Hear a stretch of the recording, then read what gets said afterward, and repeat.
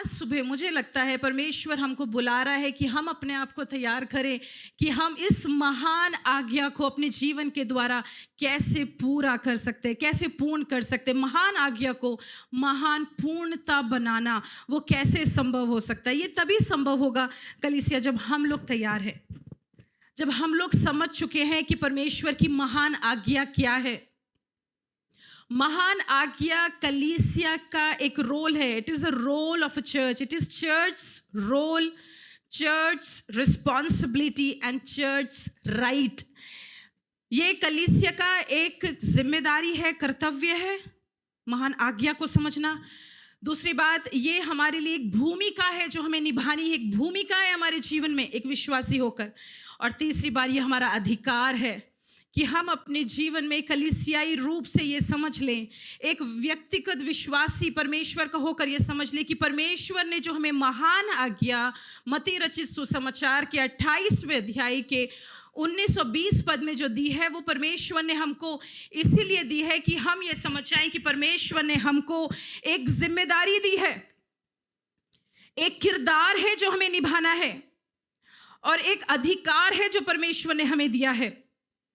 और उसको पूरा करने के लिए हमको समझना है कि महान आज्ञा क्या है। मैं जानती हूँ आप में से कई लोग मत्ती रचित सुसमाचार के 28वें अध्याय के 19-20 पद को बहुत बार पढ़ चुके हैं, बहुत बार सुन चुके हैं, लेकिन एक बार जल्दी से जानने की कोशिश करेंगे कि ये महान आज्ञा क्या है।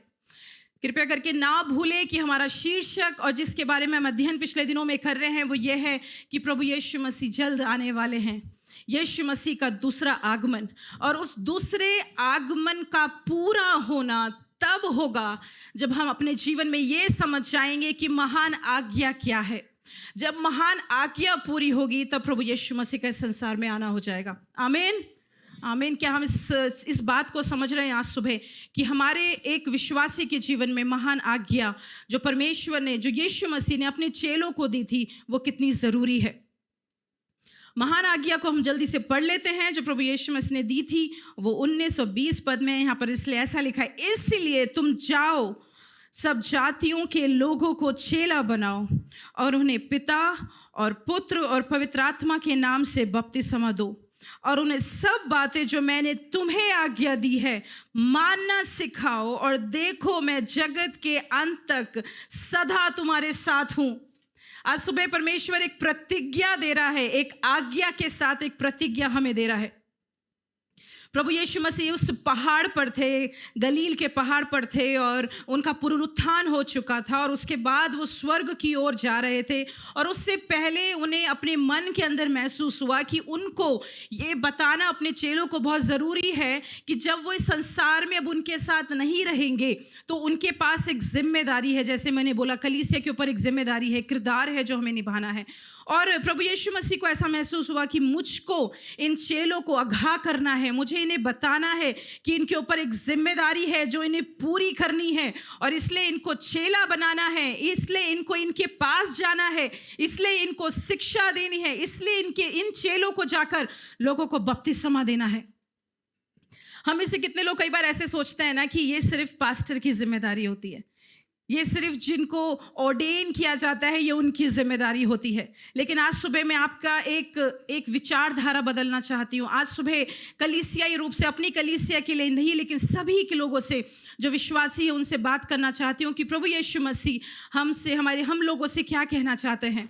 इसलिए अभी हम यही जानने की कोशिश कर रहे हैं कि क्या है वो महान आज्ञा, क्या है वो महान आज्ञा। हमारी जो पहली स्लाइड है, जब हम देखते हैं मत्ती रचित सुसमाचार के 10वें अध्याय के 6 पद में, वहाँ पे प्रभु यीशु मसीह चेलों से ही बातें कर रहे हैं। लेकिन अगर आप वहाँ ध्यान दें तो प्रभु यीशु मसीह चेलों से ऐसे कहते हैं कि तुम जाकर इज़राइल के घराने के खोई हुए भेड़ों के पास जाना। मतलब तुम इज़राइल के घराने की खोई हुई भेड़ों के पास जाना, तुम यहूदियों के पास जाना। जब मत्ती 10 अध्याय में हम पढ़ते हैं तो प्रभु यीशु मसीह स्पष्ट रूप से चेलों को यहूदियों के पास जाने के लिए कहते हैं। लेकिन जब आप 28वें अध्याय के 19 और 20 पद में आते हैं तो प्रभु यीशु मसीह क्या कह रहे हैं, तुम सिर्फ यहूदियों के पास नहीं लेकिन तुम क्या करना, सब जातियों के पास जाना। वहां पर प्रभु यीशु मसीह एकदम से लोगों को विश्वव्यापी मिशन के बारे में एक प्रस्तुति दे रहे हैं। He is introducing a world wide mission to his disciples. अभी तक वो क्या कहते थे कि तुम यहूदियों के पास जाओ, ये जो खोई हुई भेड़ें उनके पास जाओ, लेकिन प्रभु यीशु मसीह को पता था अब मैं अपने चेलों के साथ नहीं हूँ, अब मेरे पुनरुत्थान होने के बाद मैं स्वर्ग की ओर उठाया जा रहा हूँ, इसलिए बहुत ज़रूरी है जो काम मैं छोड़कर अपने चेलों के लिए जा रहा हूँ वो मेरी कलीसिया, मेरी चेले उसको पूरा करें।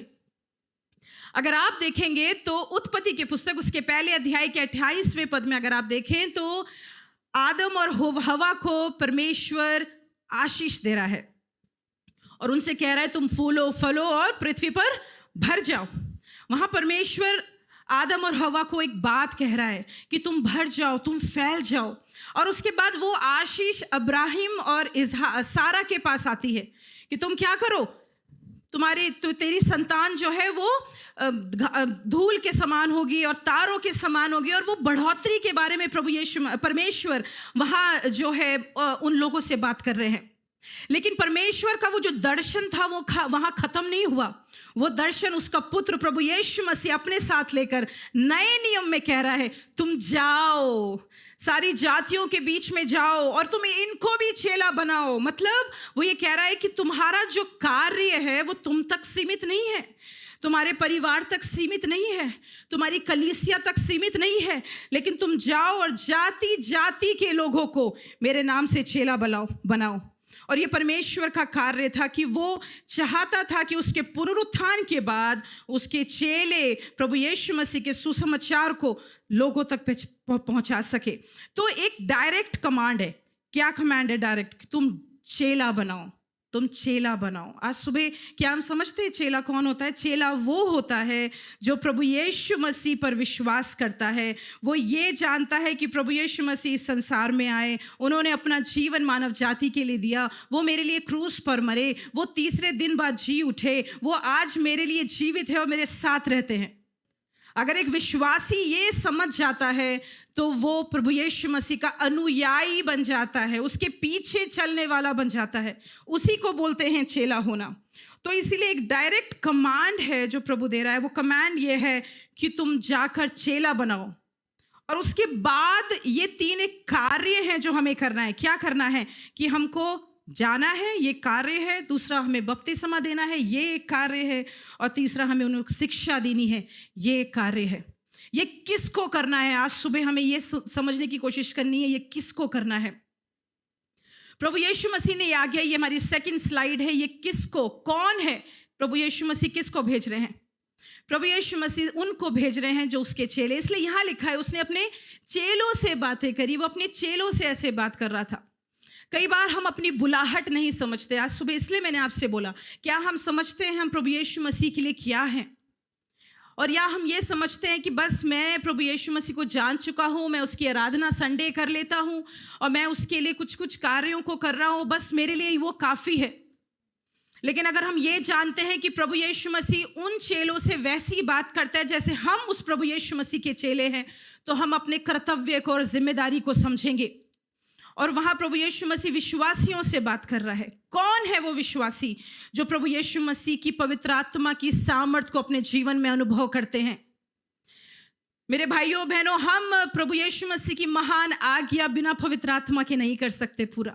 हमको प्रभु यीशु मसीह की पवित्र आत्मा की आवश्यकता है। इसलिए प्रेरितों के काम की पुस्तक उसके पहले अध्याय के 8वें पद में प्रभु यीशु मसीह ऐसे कहते हैं अपने चेलों को कि क्या जब तुम पर पवित्र आत्मा आएगी और तुम सामर्थ पाओगे और तुम दुनिया के छोर तक मेरे गवाह ठहरोगे। वहां प्रभु यीशु मसीह ये नहीं कहते हैं कि तुम जाकर मेरे लिए एक पास्टर ठहरोगे, तुम मेरे लिए एक प्रॉफिट ठहरोगे। आजकल हम लोग बहुत ज़्यादा एक प्रॉफिट की एक हवा देख रहे हैं ना, प्रॉफिट्स एक हवा इस समय, एक विंड है, ट्रेंड है इस समय प्रॉफिट्स। ठीक है, तो प्रभु यीशु मसीह ये नहीं कह रहे हैं यहाँ पर कि तुमको मैं क्या बनाऊंगा, you will be my witness. वहाँ पर वो ये नहीं कह रहे तुम मेरे लिए एक रेवरेंट बनोगे, तुम मेरे लिए बिशप बनोगे। मैं इन सारे टाइटल्स का आदर करती हूँ, लेकिन आज सुबह कहना चाहती हूँ प्रभु यीशु मसीह ने अगर ऐसे कहा होता तो शायद हम लोगों का कार्य या कर्तव्य हम लोग कुछ भी नहीं समझते अपनी लाइफ में। शायद हम अपने आप को इतना सामान्य समझते कि हम कलीसिया में आकर बैठकर चले जाते। लेकिन आज सुबह कहना चाहती हूँ, हर एक विश्वासी जो प्रभु यीशु मसीह की देह कहलाता है, जिसने प्रभु यीशु मसीह को अपने मुंह से अंगीकार कर कर और उसके नाम से बपतिस्मा लिया है, उन सबों का ये कर्तव्य है कि वो जाए और प्रभु यीशु मसीह के गवाह ठहरे। क्या आप अपना आज एक जिम्मेदारी समझ रहे हैं आज सुबह कि प्रभु यीशु मसीह ने आपको कितनी बड़ी जिम्मेदारी सौंपी है कि आप उसके लिए गवाह बने। और उसके लिए वो आपसे कहता है कि वो आपको पवित्र आत्मा से सशक्त करेगा। आपको ऐसे ही नहीं भेज रहा है, वो अकेले नहीं भेज रहा है, लेकिन वो आपको पवित्र आत्मा की सामर्थ भी आपके साथ दे रहा है। इसलिए ज़रूरी है कि हर एक विश्वासी अपने जीवन में ये समझना है कि जो महान आज्ञा है वो एक कन्विक्शन नहीं है, ये एक मैंडेट है। बोलना चाहती हूँ, महान आज्ञा हमारे जीवन में ऐसी नहीं है कि हमें कायलता मिल गई इसलिए हम महान आज्ञा को समझ रहे हैं। ये एक महान आज्ञा एक आज्ञा है जिसको हमें मानना ही है। और एक पास्टर ने ऐसा बोला, मुझे बहुत अच्छा लगा, मैं उनकी किताब पढ़ रही थी, पास्टर लैरी स्टॉक्सटेल। वो ऐसा कहते हैं जब हमारे अंदर किसी चीज़ का कन्विक्शन होता है तो हम क्या करते हैं, उसके लिए इतना मरते हैं कि हम उसे बचाना चाहते हैं। हम उस अपने अंदर की जो कायलता है ना, हम उसके लिए इतना मरेंगे कि हम उसे बचाएंगे। लेकिन जब हमको ये समझ में आ जाता है कि परमेश्वर की महान आज्ञा हमको पालन करने के लिए मिली है, आज्ञा मानने के लिए मिली है, तो हम उसके लिए ऐसे मरना चाहते हैं कि हम उसको और बढ़ाना चाहते हैं। मैं सोचती हूँ मुझे इंग्लिश में बोलना है ताकि वो ज़्यादा अच्छी समझ में आए। A conviction is something we would die in order to protect it, but a mandate is something we would die in order to advance it. आज सुबह हमें समझना है कि हम अपनी कायलता के ऊपर ना जाएं। प्रभु आज मुझे बहुत कायलता हो रही है, प्रभु आज आराधना में मुझे बड़ा महसूस हो रहा है, हाँ मुझे लगता है मुझे जाना है, आज ही जाना है, आज लोगों को यीशु के बारे में बताना है, मैं बहुत कायल हूँ। और उसके बाद जब आप अपने घर गए, जब आप अपने और चीज़ों में व्यस्त हो गए, तो आप ये भूल गए कि आपको पवित्र आत्मा की कायलता मिली थी, आपको पवित्र आत्मा ने कुछ कहा था। कलीसिया में आकर कभी कभी प्रभु की उपस्थिति में प्रभु हमें कई चीज़ों के लिए कायल करता है, लेकिन हम क्या करते हैं, थोड़े समय के बाद उसे भूल जाते हैं। महान आज्ञा वो कायलता के बारे में बात नहीं हो रही है कलीसिया। महान आज्ञा एक ऐसी चीज़ है जो हमें माननी ही पड़ेगी। अगर हम ये कहते हैं कि हम प्रभु यीशु मसीह से प्रेम करते हैं, अगर हम प्रभु यीशु मसीह की आराधना करते हैं, तो वो हम सबों से ये अपेक्षा कर रहा है कि हम इस महान आज्ञा को पूरा करें, क्योंकि इसके पीछे एक उद्देश्य है। प्रभु यीशु मसीह का जल्दी आना है। अगर आप चाहते हैं प्रभु यीशु मसीह जल्दी आए, तो इस महान आज्ञा को ले ले, थाम ले, पकड़ ले, आगे बढ़ाएं और इसे फैलाएं, क्योंकि ये बहुत ज़रूरी है। इसलिए महान आज्ञा, मैंने ऐसा लिखा है, महान आज्ञा की पूर्णता। आज सुबह इस शब्द को आप अपने दिल की पट्टियों में लिख ले, महान आज्ञा।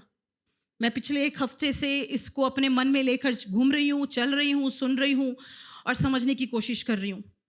अगर आप इस संसार में जी रहे हैं तो आपका कार्य सिर्फ दो है, एक प्रभु यीशु मसीह की महिमा को इस संसार में प्रकट करना, और दूसरा आप प्रभु यीशु मसीह की सुसमाचार का प्रचार कर कर उसके आने की जो जल्दी है, जो एक जल्दी जो है, उसके लिए आप और हड़बड़ी करें, उसकी और आप तैयारी करें, उसको कहते हैं महान आज्ञा को पूरा करना। तो महान आज्ञा की पूर्ति, ऑर्गेनाइजेशंस बनाना, इंस्टीट्यूशंस का कंस्ट्रक्शन होना, चर्च बिल्डिंग्स बनाना, हाँ हमारा ऑर्डेन्ड हो जाना, लाइसेंसिंग पाना, इन सब में नहीं है महान आज्ञा की पूर्ति। अगर हम सब ये सोच के बैठे हैं कि मैं आज 200 लोगों को जाकर सुसमाचार सुनाकर आ गया तो मेरे लिए मैंने महान आज्ञा पूरी कर दी, लेकिन महान आज्ञा की पूर्ति एक एक व्यक्ति को जिसको आप मिलते हैं उसके जीवन का निर्माण करना, उस चट्टान पर जो मसीह यीशु है उसके ऊपर करने से आप महान आज्ञा की पूर्ति करते हैं। इसलिए हमको अपना दृष्टिकोण बदलना पड़ेगा।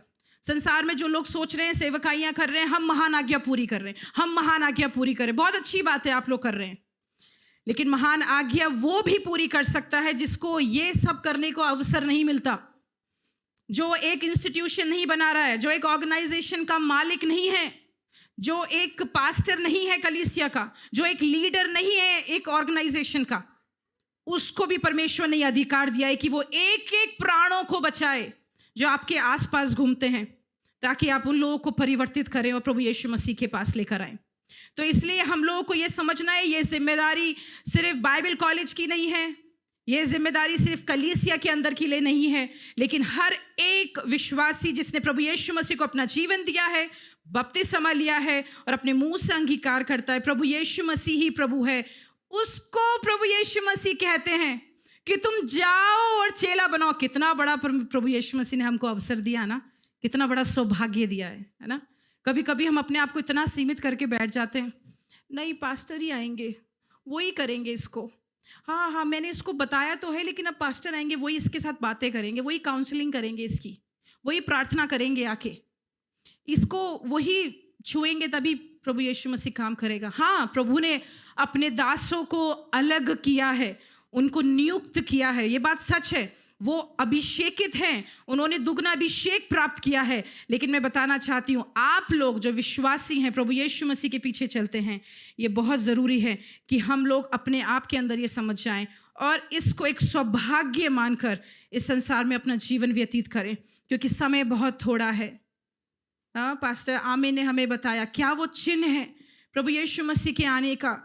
सिस्टर ज्योति ने हमें बताया कि हमको कैसे वर्तमान में उस अनंत काल के बारे में सोचकर अपने जीवन को बिताना है। पास्टर अदीबो ने बताया पवित्र जीवन कैसे हम जी सकते हैं ताकि उस परमेश्वर की यीशु की दूसरी आगमन के लिए हम इस संसार में तैयार पाए जाएं। और अगर हम ये सब चीज़ें बहुत गंभीरता से समझने लगते हैं, तब हम ये जान पाएंगे कि हमको और भी जल्दी करना है ताकि वो जल्दी से आ सके। तो अगर आप ये विश्वास करते हैं कि ये आपको एक सौभाग्य प्रभु यीशु मसीह ने दिया है, तो आप ज़रूर से इस कर्तव्य को अपने जीवन से पूरा करेंगे। एक चेला होकर आपको अपनी पहचान को पहचानना है।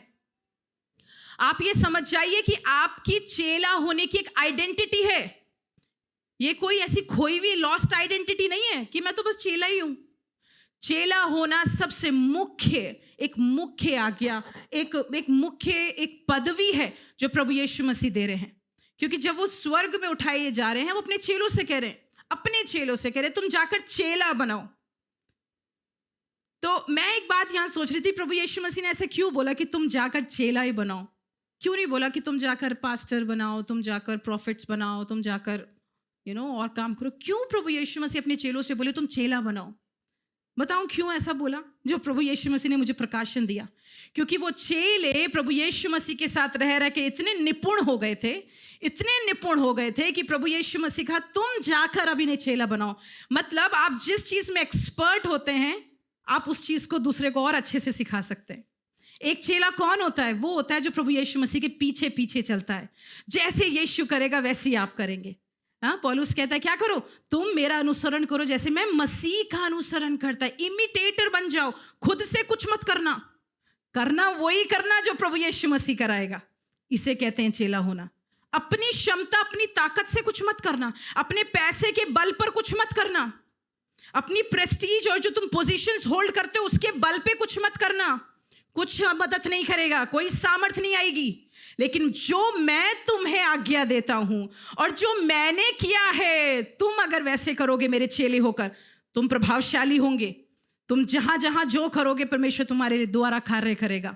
वो ये भी कहता है कि जो मैंने किया तुम उससे बढ़कर करोगे। हालेलुया।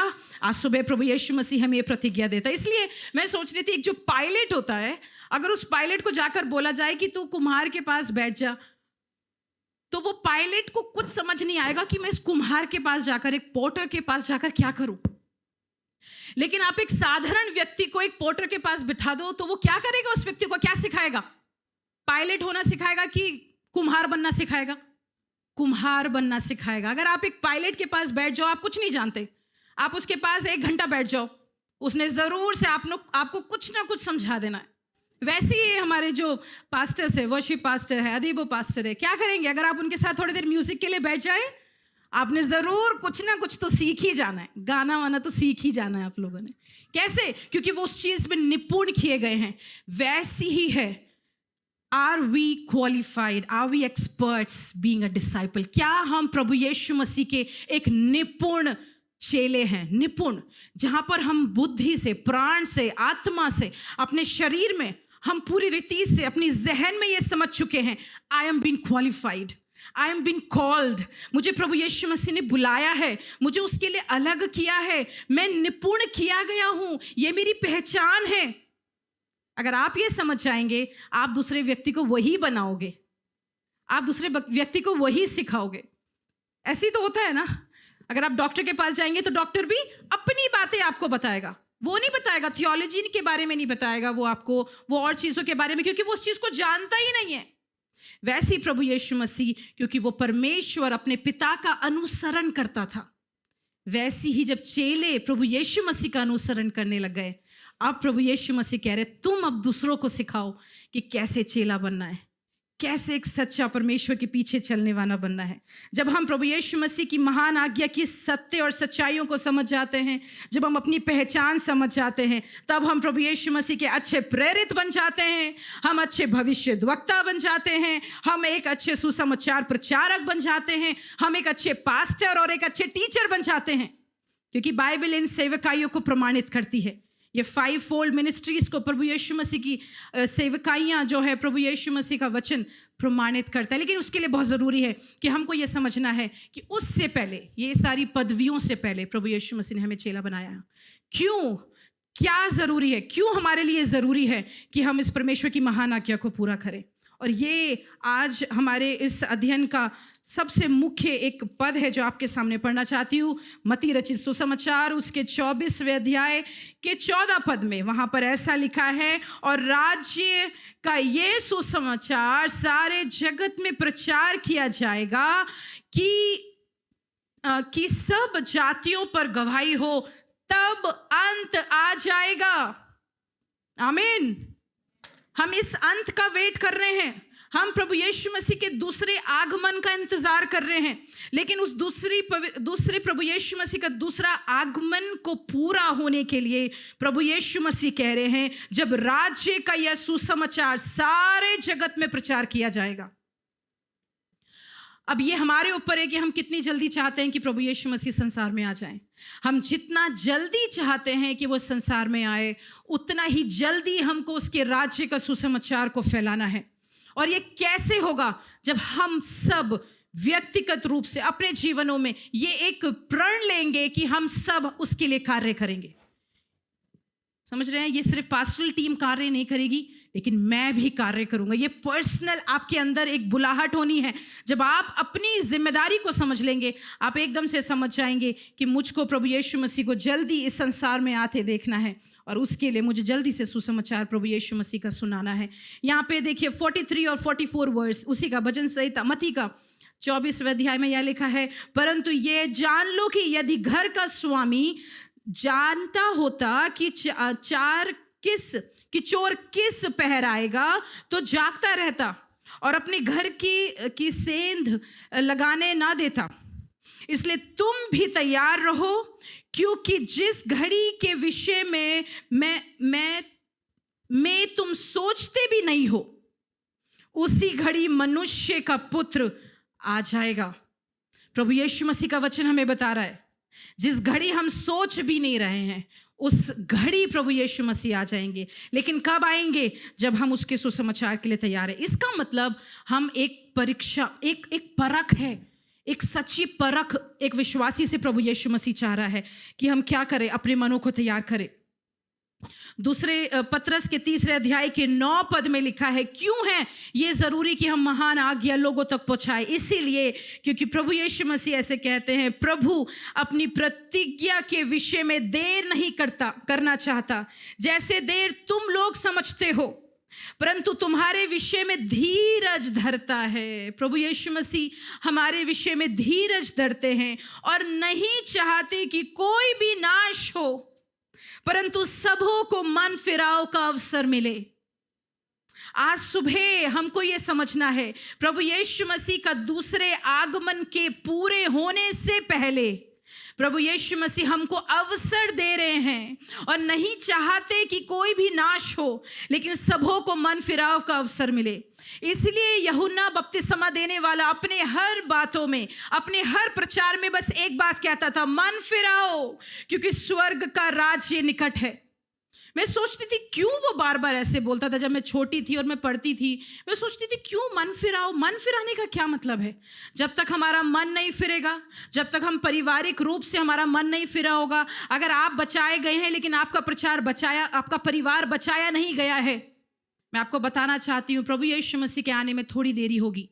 लेकिन अगर आप चाहते हैं शीघ्र जल्दी से वो तुरही फूकी जाए, जल्दी से वो स्वर्ग से प्रकट किया जाए, जल्दी से वो अपने लोगों को लेने आ जाए, उसके लिए हमको अपने आप को तैयार करना है कि कोई भी नाश ना हो, और जहां जहां हो सके वहां वहां तक उस सुसमाचार को लेकर चलना है।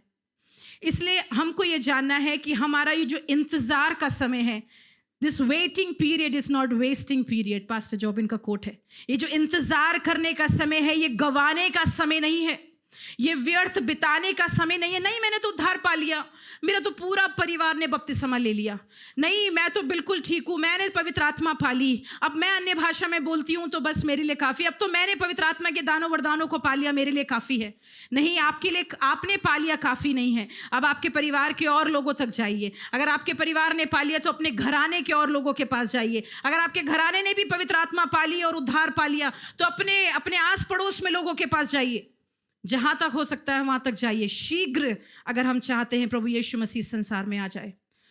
आप लोग घर जाके पढ़ सकते हैं लूका रचित सुसमाचार के 21 अध्याय के 5 पद से लेके 24वें पद तक हम वहां पढ़ते हैं प्रभु यीशु मसीह का आना इस संसार में कैसा होगा। और वहां के आखिरी पद में 28वें पद में ऐसा लिख रखा है कि कैसे हम चाहते हैं कि हम उसके आने के लिए, जब वो हमारे सामने प्रकट होगा तो हम अपना सिर उसकी ओर उठा पाएंगे। और वो चाहता है, मैं फिर आपके लिए पढ़ना चाहती हूँ लूका रचित सुसमाचार के 21वें अध्याय के 36वें पद में। लूका रचित सुसमाचार के 21वें अध्याय के 36वें पद में वहाँ ऐसा लिखा है, इसलिए जागते रहो और हर समय प्रार्थना करते रहो कि तुम इन सब आने वाली घटनाओं से बचने और मनुष्य के पुत्र के सामने खड़े होने योग्य बनो। हमारा सुसमाचार ये होना चाहिए कि हम लोगों को परमेश्वर के सामने खड़े होने योग्य बना दें। ये नहीं कि तुम ऐसे हो, तुमको प्रार्थना करनी नहीं आती, शायद तुम तो प्रचार भी करना नहीं जानते, तुमको तो ये नहीं आता। आइए मिलकर कलीसियाई रूप से एक दूसरे को उत्साहित करें, उठाएं एक दूसरे को, बढ़ाएं एक दूसरे को। जो वो कर सकता है उसको परमेश्वर ने वो क्षमता दी है करने के लिए। अगर पास्टर जॉबिन प्रचार कर सकते हैं तो वो उनको परमेश्वर ने क्षमता दी है। अगर भाई डेविड प्रार्थना ही बस कर सकते हैं और प्रचार नहीं कर सकते तो परमेश्वर ने उनको वो ही क्षमता दी है। और आपको बताना चाहती हूँ, परमेश्वर उसी क्षमता को लेकर इस्तेमाल करेगा। उसी क्षमता के द्वारा परमेश्वर जाति जाति के लोगों को उद्धार दिलाएगा। वो उस बच्चे के पास 5 रोटी और 2 मछली थी, परमेश्वर ने बस उसी से भीड़ को खिलाया। पता है क्या लिखा है आगे? परमेश्वर वहां लिख रखा है सब लोग तृप्त हो गए और बच गए। परमेश्वर आपके थोड़े वो दान वरदान जो परमेश्वर ने आपको दिए हैं, परमेश्वर उनसे अपनी महान आज्ञा पूरी करवाएगा और लोग तृप्त हो जाएंगे। अगर आप परमेश्वर के लिए एक साक्षी बनना चाहते हैं, एक सच्चा गवाह बनना चाहते हैं, एक चेला बनना चाहते हैं, परमेश्वर आपसे अपनी सेवा ले लेगा। और वो आपको चाहता है आप जल्दी करें। इसलिए वचन में लिखा है वो तो ना कभी सोता है और ना ऊँगता है। और वो नहीं चाहता कि तुम, क्या लिखा है वहां पर, उसने प्रभु यीशु मसीह ने गतसमनी के बगीचे में क्या बोला अपने चेलों को? तुम जागते रहो और प्रार्थना करते रहो, क्योंकि वो घड़ी आ पहुंची है। इसलिए प्रभु यीशु अपने चेलों से चाहते हैं, हम वो चेले हैं, वो चाहते हैं तुम जागते रहो, जागते रहो, कार्य करो, क्योंकि मैं कभी भी आने वाला हूं। और उसके जिम्मेदार आप और हम ठहरेंगे। अगर हमारा परिवार प्रभु यीशु मसीह को नहीं जानता, अगर हम कलीसिया में बैठे और हमारा परिवार घर में टीवी देख रहा है, अगर हम कलीसिया में बैठे और हमारा पड़ोसी अभी घर में अपना खाना पका रहा, नाश्ता कर रहा है, उसके जिम्मेदार हम हैं। मैं हूं जिम्मेदार सबसे पहले जो मैं बोल रही हूं। इसलिए हमको अपने लिए जिम्मेदारी लेनी है, क्योंकि प्रभु यीशु मसीह के दूसरे आगमन का समय बहुत डरावना होगा, एक शोक से भरा समय होगा। जो हमने कल्पना नहीं की होगी वो हो जाएगा, और जो हमने कल्पना की होगी वो नहीं होगा। एक ऐसा समय होने जा रहा है, क्योंकि प्रभु यीशु मसीह का दूसरा आगमन निकट है, वो अंतिम समय है और वो प्रकट किया जाएगा लोगों की आंखों के सामने। इसलिए पौलुस कहता है पहले कुरिन्थियों के 9 अध्याय के 16 पद में, हाय मुझ पर अगर मैं सुसमाचार का प्रचार नहीं करता। वो अपने आप को हाय बोलता है, वो टू मी, मुझ पर हाय मुझ पर, अगर मैं प्रभु यीशु मसीह के लोगों को यीशु मसीह के सुसमाचार का प्रचार नहीं कर रहा हूं। मैं सोच रही थी, मैं कल्पना कर रही थी कि कई बार हम अपने लोगों के लिए कितना लड़ते हैं ना।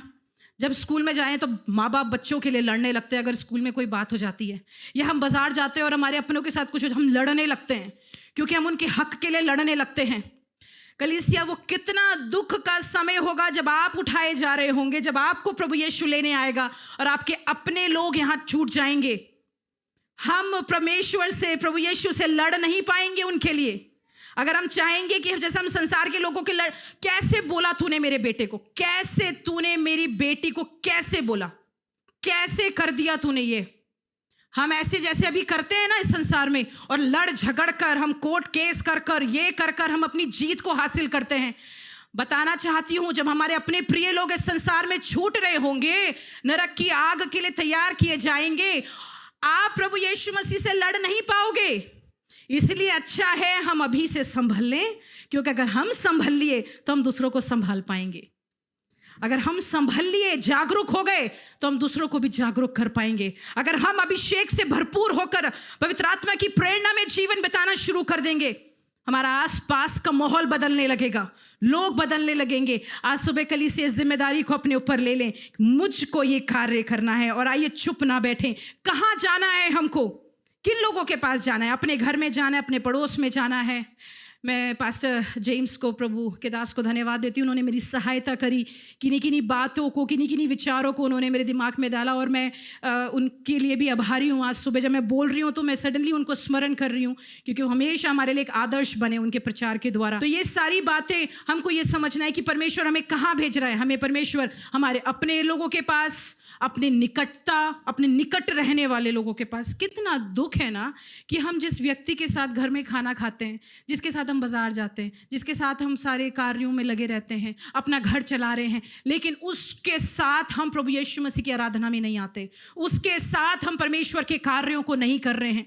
आप तो इतनी प्रार्थनाएं करते हैं, लेकिन आपका साथी आपके साथ प्रार्थना ही नहीं करता। आप तो इतना ज्यादा कलीसिया के कार्यों में आगे बढ़े, लेकिन आपका परिवार तो है ही नहीं, कहीं दिखता नहीं।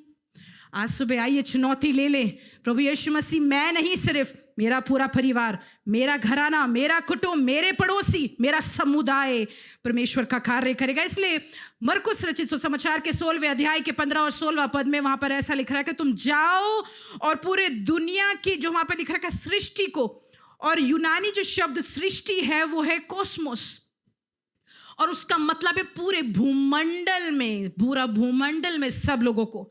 हमारी सोच बहुत सीमित है, हम अपने लोगों तक सीमित है, लेकिन प्रभु यीशु मसीह कह रहे तुम जाकर पूरे भूमंडल के लोगों को जाकर तुम लोगों को प्रभु यीशु मसीह के बारे में बताओ। आंकड़े ऐसे बताते हैं कि विश्व भर की 40% ऐसे वो लोग हैं जिन्होंने अब तक सुसमाचार सुना ही नहीं है, जो प्रभु यीशु मसीह के नाम को कभी जाने ही नहीं है। और अगर ऐसा है, हमको पता है, तो हमको कितना ज़्यादा उसके लिए कार्य को करना है। यीशु मसीह चाहते हैं कि हम जहाँ कहीं जाएं, परमेश्वर के राज्य के बारे में लोगों को बताएं। और वही हम देखते हैं, जब यीशु जक्कई के घर में गए तो प्रभु यीशु मसीह ने उसको सिर्फ उस घर में जाकर आशीष नहीं दी, लेकिन क्या बोला? आज तेरा घराना भी उद्धार पाएगा। कलीसिया, अगर आपने उद्धार पा लिया है, प्रभु यीशु आपके घर आएंगे, प्रभु यीशु आपके घर आएंगे, और आपके जीवन के द्वारा जब आप अपने पापों का पश्चाताप करेंगे, जक्कई ने पश्चाताप किया, जक्कई ने अपने पापों की क्षमा मांगी। जब आप अपने जीवन से प्रभु यीशु मसीह के सामने पवित्र आत्मा की कायलता में होकर क्षमा और माफी मांगेंगे, आपका पूरा घराने के लिए प्रभु यीशु मसीह कहते हैं पूरा घराना तुम्हारा उद्धार पाएगा, क्योंकि प्रभु हमको आशीषित करना चाहते हैं। और इसलिए मरकुस रचित सुसमाचार के 16वें अध्याय को भी घर में जाकर पढ़ें। प्रभु चाहते हैं कि हम चिन्ह और चमत्कारों के द्वारा अपनी सेवकाइयों को करें, क्योंकि जब दूसरे लोग वो देखेंगे, उससे परमेश्वर की महिमा प्रकट होगी, और तब लोग प्रभु यीशु मसीह पर विश्वास करेंगे। आप समझ रहे हैं? आज सुबह जब परमेश्वर आपके द्वारा चिन्ह, आज सुबह आइए मिलकर परमेश्वर से प्रार्थना करें, परमेश्वर तू मुझे चिन्ह और चमत्कारों को करने का वरदान दे। आमीन। अगर आप चिन्ह और चमत्कारों को करेंगे तो जो लोग यीशु को जानते ही नहीं, वो प्रभु यीशु पर विश्वास करेंगे, और जब वो विश्वास करेंगे तो वो उद्धार पाएंगे, क्योंकि वचन में ऐसा लिखा है, जो विश्वास करे और बपतिस्मा ले उसी का उद्धार होगा। बहुत ज़रूरी है। इसलिए हमारी सेवकाई वो है जो प्रभु यीशु मसीह करते थे। कुछ अध्याय हैं, जल्दी से पढ़ना चाहती हूँ। लूका रचित सुसमाचार उसका 4 अध्याय में देखिए कितनी प्यारी सुंदर सेवकाई प्रभु यीशु मसीह कर रहे थे। लूका रचित सुसमाचार का 4 अध्याय 18 पद और 19 पद में देखिए यीशु क्या कहते हैं। वो यशाया की बातों को वहाँ पर बोलते हुए कहते हैं, प्रभु का आत्मा मुझ पर आया है, इसलिए कि मैं कंगालों को सुसमाचार और सुनने के लिए उनका अभिषेक मुझे किया है, और मुझे इसलिए भेजा है कि बंधुओं को छुड़ाने का और अंधों को दृष्टि और पाने का सुसमाचार प्रचार करूं, और कुचले हुओं को छुड़ाऊं, और प्रभु के प्रसन्न रहने के वर्ष का प्रचार करूं। यहां पर प्रभु यीशु मसीह क्या कह रहे हैं? कंगालों के लिए प्रभु यीशु आए, जो बंधन में पड़े हैं परमेश्वर उनको छुड़ाने के लिए आए, जो अंधे हैं परमेश्वर उनको आंखें देने के लिए आए, और जो बंधुए हैं परमेश्वर उन्हें छुड़ाने के लिए आए। कलीसिया आज सुबह मैं ये कहना चाहती हूँ, अगर हम विश्वासी होकर, अगर हमारी आंखें आत्मिक रूप से नहीं खुली हैं, हम दूसरे लोगों की आंखें नहीं खोल पाएंगे। अगर हम खुद ही बंधनों में हैं और हम एक ऐसा जीवन बिता रहे हैं जहां हम खुद ही जकड़न में हैं, हम दूसरों को छुड़ा नहीं पाएंगे। अगर हम खुद ही अपने आप में ऐसा महसूस करते हैं कि हम दबे हुए हैं और कुचले हुए हैं, हम दूसरों को आजाद नहीं कर पाएंगे। इसलिए प्रभु यीशु मसीह कह रहा है कि प्रभु यीशु कहते हैं कि मुझको इसीलिए बुलाया है, मेरा अभिषेक इसलिए किया गया है। और आज सुबह हम सबों का अभिषेक होना जरूरी है, क्योंकि जब हम प्रभु यीशु मसीह की सेवकाई जब हम करते हैं, उसकी आत्मा का अभिषेक पाना जरूरी है। हम सिर्फ अपने लिए कार्य नहीं कर सकते। आप तब तक प्रभु यीशु मसीह के लिए औरों को चेला नहीं बना सकते जब आप खुद ही से चेले नहीं हैं, जब आप खुद ही उद्धार नहीं पाए, जब आप खुद ही अंधकार में हैं, जब आप खुद ही अपने जीवन में संघर्ष कर रहे हैं। हम कुछ कार्यों को नहीं कर सकते। इसलिए प्रभु यीशु मसीह हमें एक एडवाइजर होने के लिए नहीं बुला रहा है, लेकिन एगनाइजर होने के लिए बुला रहा है। प्रार्थना करने वाले कौन है? वो जो आहें भर भर कर प्रार्थना करेंगे। कौन है वो जो घुटनों पे आकर प्रार्थना करेंगे? एक प्रभु का दास, उनका नाम याद नहीं आ रहा, लेकिन प्रभु मुझे अभी भी उनके बारे में याद दिला रहे हैं। मुझे उनका नाम नहीं पता, लेकिन उन्होंने ऐसा बोला, आई विल डाई, अगर तू मुझको ये नहीं देगा तो मैं मर जाऊंगा। तू मुझे, yes, John Ox, yes, God servant, he said like that. प्रभु मुझे अभी भी याद दिला रहा है। ऐसी कायरता पवित्र आत्मा की हमें चाहिए, जहां हम ये बोले, अगर प्रभु तूने मेरे को ये नहीं दिया, ये राज्य नहीं दिया, ये चीज मेरे लिए नहीं करी, तो मैं मर जाऊंगा। अगर हम ऐसी प्रार्थना करने, प्रभु तू मेरे परिवार को अगर नहीं बचाया तो मैं मर जाऊंगा, अगर हमने ऐसा करने के लिए ठानी है मन में, पवित्र आत्मा हमारे जीवनों में अपने लहू के द्वारा कार्य करेगा। देखिए वो हिजकेल की पुस्तक में 37वें अध्याय में उन सूखी हड्डियों को प्रभु यीशु मसीह परमेश्वर हिजकेल से कह रहे, तू इन सूखी हड्डियों को कह दे। और जब मैं प्रार्थना कर रही थी, मैं प्रभु से बोल रही थी, प्रभु सूखी हड्डियों के कौन से कान थे सुनने के लिए, लेकिन पवित्र आत्मा जब कार्य करती है तो सूखी हड्डियां भी सुनती हैं। आज सुबह परमेश्वर ने आपको वो अधिकार दिया है, जो सूखी हड्डियां हैं, जिस चीजों में जान नहीं है, जिन लोगों को देखकर आप डर कर भागते हैं, अरे ये तो बड़े कठोर गढ़ हैं, ये तो इनके पास तो मैं जा नहीं सकता, इनसे मैं कह नहीं सकता, इनके मन तो बहुत टेढ़े हैं प्रभु के लिए। उनके लिए प्रभु यीशु मसीह कहते हैं कि तुमको वो आज्ञा देगा, तुम जाओ इनसे कहो। और पता है क्या है, थोड़े समय के बाद उन सूखी हड्डियां सुन तो रही नहीं थी, लेकिन आगे पद में ऐसा लिख रखा है, वो सूखी हड्डियों में से आवाजें आने लग गई और वो एकदम से जीवित हो गई। प्रभु यीशु मसीह आज चाहते हैं कि हम इस दुनिया में एक सुसमाचार की नई परिभाषा हमें नहीं बनानी है, हमें इस सुसमाचार को एक नई परिभाषा नहीं देनी है, लेकिन इस सुसमाचार का प्रगटीकरण लोगों के सामने करना है, इसे प्रकट करना है। अपनी बातों को नहीं रखना, लेकिन प्रभु यीशु मसीह के सुसमाचार को फैलाना है।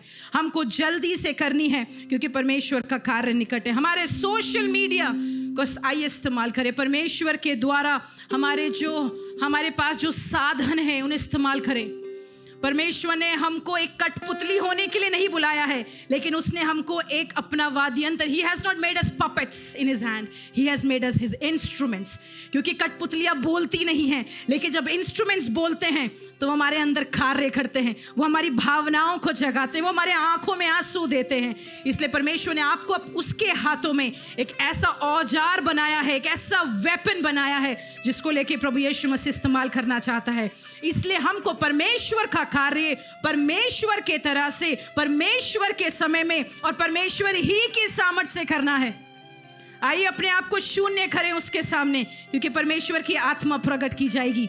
समय बहुत थोड़ा है, या तो ये घड़ी रुक गई है या मेरे शब्द नहीं रुक रहे हैं, मुझे नहीं पता क्या हो गया है, लेकिन मुझे नहीं पता समय क्या है। लेकिन हम प्रभु को धन्यवाद देते हैं कि परमेश्वर अपनी आत्मा की बातों को हमारे जीवनों के द्वारा प्रकट करना चाहता है और चाहता है कि हम उसके कार्यों को, उसके आने की शीघ्रता को पूरा करने के लिए जल्द से जल्द इस महान आज्ञा को अपने जीवन के द्वारा पूरा करें।